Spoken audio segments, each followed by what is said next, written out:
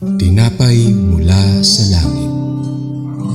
A daily morning devotion with CRC family.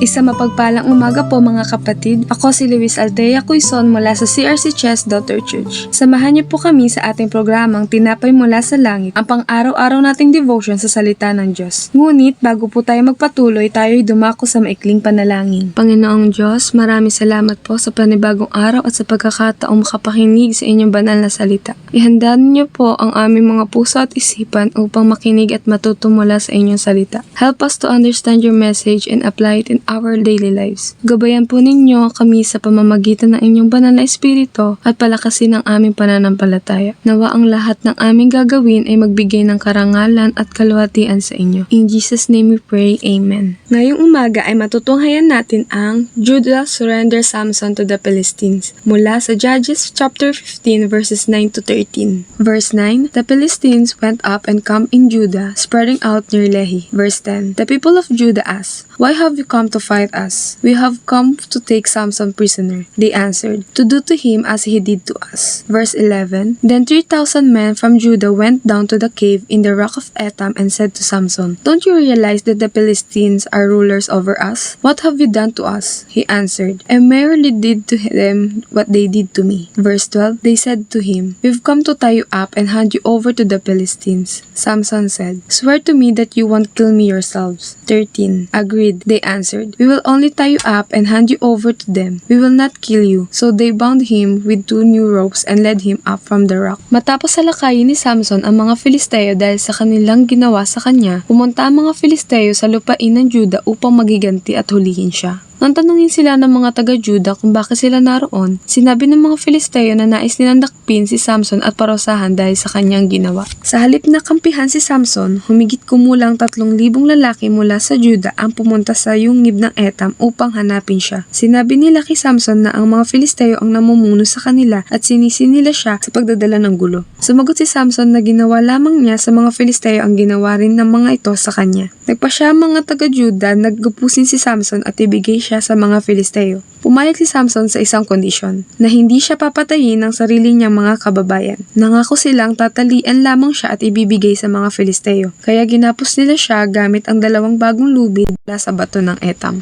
Ano ang mahalagang aral ang matututunan natin sa talatang ito? Una, ang takot ay maaaring magdulot ng pakikipagkompromiso. Dahil sa takot ng mga taga-Juda sa mga Filisteo, pinili nila makiisa sa kanilang mga mananakop kaysa suportahan ang taong ginamit ng Diyos upang iligtas sila. Pangalawa, maaaring tutulan ng mga tao mga naninindigan para sa tama. Sa halip na harapin ang tunay na problema, si Samson pa ang kanilang sinisi dahil sa kanyang pagtindig laban sa kaaway. Pangatlo, ang pananampalataya ay nagtitiwala sa Diyos kahit sa mahirap na sitwasyon. Hinayaan ni Samson na siya ang kapusin sapagkat nagtitiwala siya na iingatan siya ng Diyos at tutuparin ang kanyang layunin sa kanyang buhay. Pang-apat, hindi dapat tanggapin ng bayan ng Diyos ang pang-aapi bilang normal. Tumanggi si Samson na tanggapin na ang mga pamumuno ng mga Filisteo ay dapat manatili. Gayon din, hindi dapat masanay ang mga mananampalataya sa kasalanan, kompromiso o espiritual na pag-aalipin. Kapag nahaharap sa takot, panggigipit o pagsalungat ng iba, dapat magtiwala ang mga mananampalataya sa Diyos at manindigan para sa tama. Hindi tayo dapat maging komportable sa mga sitwasyong taliwas sa kalooban ng Diyos. Ang tunay na pananampalataya ay pinipiling sumunod at magtiwala sa Diyos kaysa magpasakop sa takot. Ipinapakita sa Judges chapter 15 verses 9 to 13 na kung gaano kalalim ang epekto ng pang-aapi ng mga Filisteo sa Israel. Sa halip na suportahan ang taong pinili ng Diyos upang maging tagapagligtas nila, isinuko ng mga taga-Juda si Samson dahil sa takot at sa hangaring maiwasan ang kaguluhan. Gayunpaman, ipinakita ni Samson ang kanyang pananampalataya sa pamamagitan ng pagpapagapos at pagtitiwala sa Diyos para sa magiging resulta. Ipinapaalala ng talatang ito sa mga mananampalataya na huwag masanay o maging komportable sa espiritual na pang-aapi, huwag matakot na manindigan para sa tama at patuloy na magtiwala sa Diyos kahit na tila mahirap o hindi paborable ang sitwasyon. Makapangyarihan kapangyarihan pa rin kumikilos ang Diyos sa pamamagitan ng mga taong nagtitiwala sa Kanya kaysa sa opinyon, pagtanggap o seguridad na nagmumula sa tao. Ang takot ay nagpapasakop sa pang-aapi, ngunit ang pananampalataya ay nagtitiwala sa Diyos at naninindigan para sa Kanyang mga layunin. Tayo po ay manalangin.